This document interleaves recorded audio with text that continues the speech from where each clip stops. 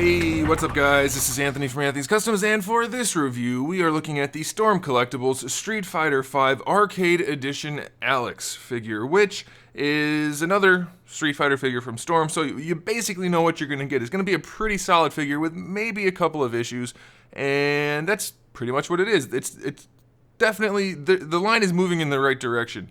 I think they're definitely improving upon some things, and some other things they're going to, work out as they go. That's my general take on it. I don't know about how everything's going to play out, though, because they've just announced that they're going to do Fist of the North Star also.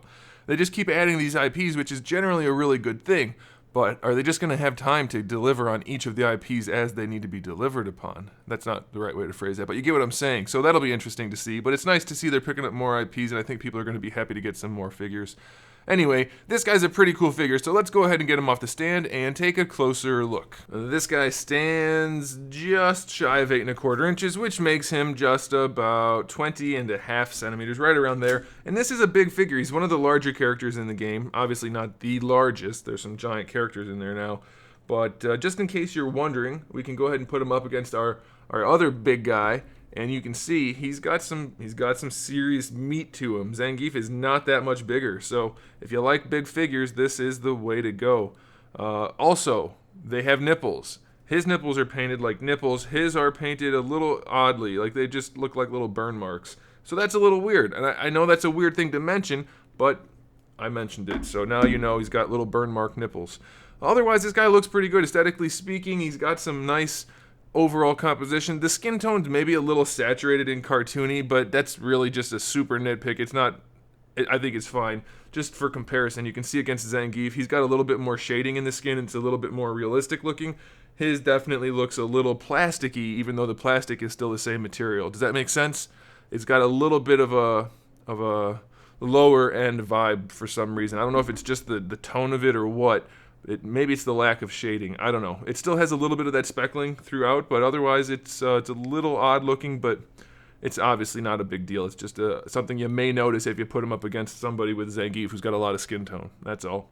As far as the paint job goes, it's pretty good, except for really the pants. The tear marks on the pants where you're supposed to see skin coming through, it's kind of an illusion of that because it's really, really not a clean paint job. There's a lot of muddy colors in there. The skin tone is not clean in any single spot. So it's a little bit of a bummer. It'll do. I don't think you're going to be staring at it too much, and at first glance you won't even notice that there's a problem, so I think that's okay. This shirt, jacket, whatever this is supposed to be is done really well. The line work is very clean in there, and it does have like the little scuffs and scratches and stuff.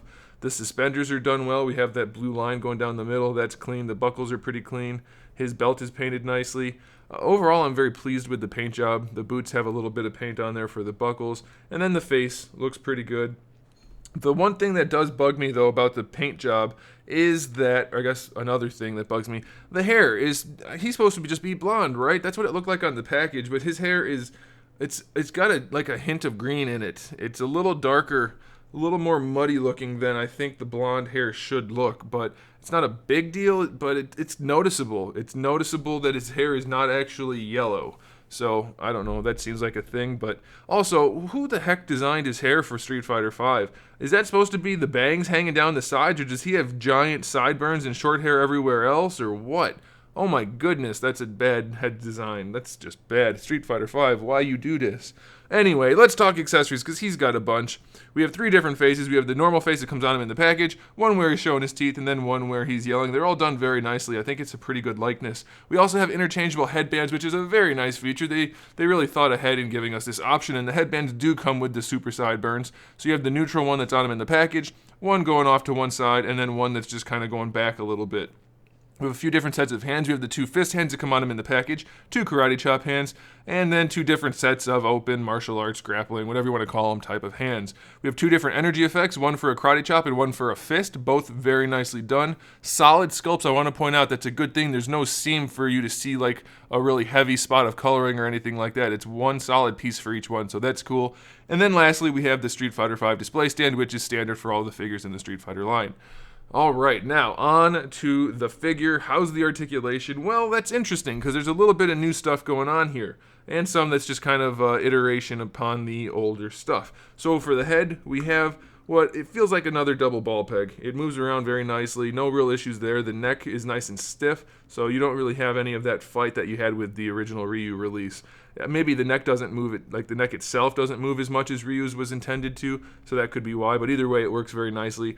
Not the best range up and down, but side to side works well. Of course, you can rotate it, and it does lean around, and it does squish the chest, which is important. And the good thing about this is the chest is even softer material than I think we've seen so far, and that's good because it's going to afford extra articulation. For the shoulders, we still have that ball peg that goes all the way into the torso. We have this cap piece right here, and then of course we have the same type of hinge in the shoulder. So that's all basically the same. Full rotation.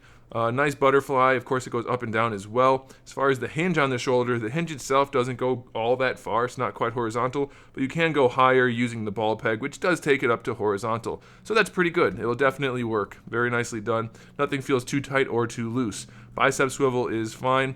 It's a little tight just because of the way it's sculpted. You know, this part bumps into here, which is, you know, that's kind of standard.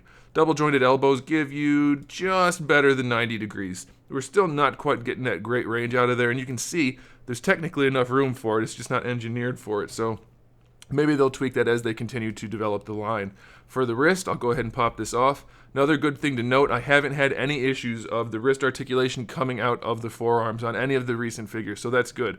The hands are still a soft plastic. This is, it should be a loose piece. Yeah, that's still a loose piece. This is technically connected on a ball peg inside the wrist there, so the whole joint can move around, although right now I can't really get a hold of it, but that's how it works. And then of course you have the straight peg for the hand, and you have the hinge in there, so it's a really nice wrist joint. And then of course because of this piece, it affords extra range because that's nice and soft, so that's good. Of course, the suspenders are really soft, so you can move them around however you want to. The diaphragm joint, I think it's a single. Is it a double? It might be a double. It feels like it could be a double in there. I think it is. Really good range. He can lean back, trying to hold the lower torso in place. Leans back pretty far, leans forward really far. You do get some gapping in there, but if you're going to have extreme range, you're going to end up with some gapping. So I think that's okay, but really good range forward. And then, of course, you have to be a little careful as you push it back. It might tuck in, but it's nice and soft, so it's not going to be a problem. Really nice range side to side. Rotation's good. Very nicely done for the upper torso. For the lower torso, this is really soft, so it won't get in the way. It leans very nicely back and forward. You don't get like an incredible amount of range out of it, but pretty far. It goes pretty far, so I like that. Side to side. Oh, I should also point out, I don't like Alex as a character. I don't think I like his original design more, but I don't care for the character design. So it's not like I'm being overly generous. It just happens to be made really well in most cases.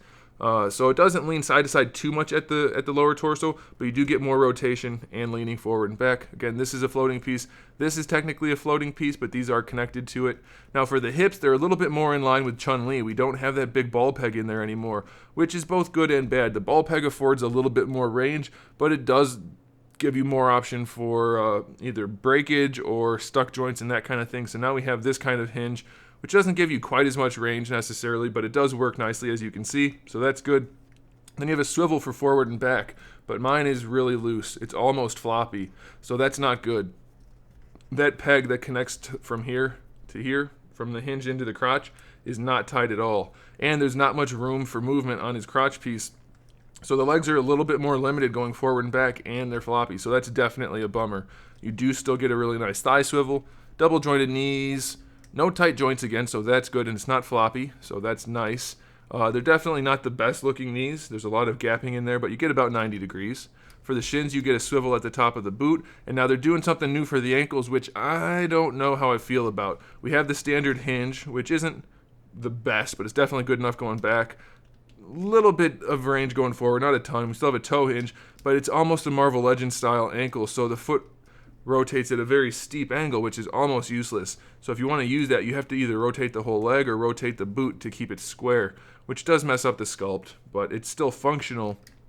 I think here's the thing, I didn't really care for the ball peg in the ankles before because it didn't provide enough range, but having this peg in at an angle, it's still kind of awkward. I don't know. There's not really a great solution to that other than to have a true ankle rocker, and I don't know if they're going to do that. Or the best option really is a ball hinge, but that gets costly and problematic, so who knows. All right, so the last thing to talk about is this issue right here. I can tell that the legs are on the right sides, boots and legs, but you can see this cut joint it's facing the wrong way. So it gives him a really knock-kneed type of look on this leg. Look at that leg. It swings all the way out. I don't know what's up with that. This line should definitely be at least horizontal, if not facing in a little bit. So you kind of have to pose him funny to make him not look knock-kneed, which is not great. I don't care for that. I don't understand how that kind of thing happened. This should not be swinging the leg out. Looks very awkward. Otherwise, it's a really solid figure. I like a lot of what they did, but loose hips and an awkward leg, not the best situation in the world. Hair could be a better color, but everything else is pretty darn good, so I like it. I think if you're collecting this line, it's a definite pickup. Don't not get it for those reasons, but be aware of those reasons. And of course, for the leg, you can kind of pose that away, and for the hips, just it's not like super floppy, because they don't, I don't know, it's weird.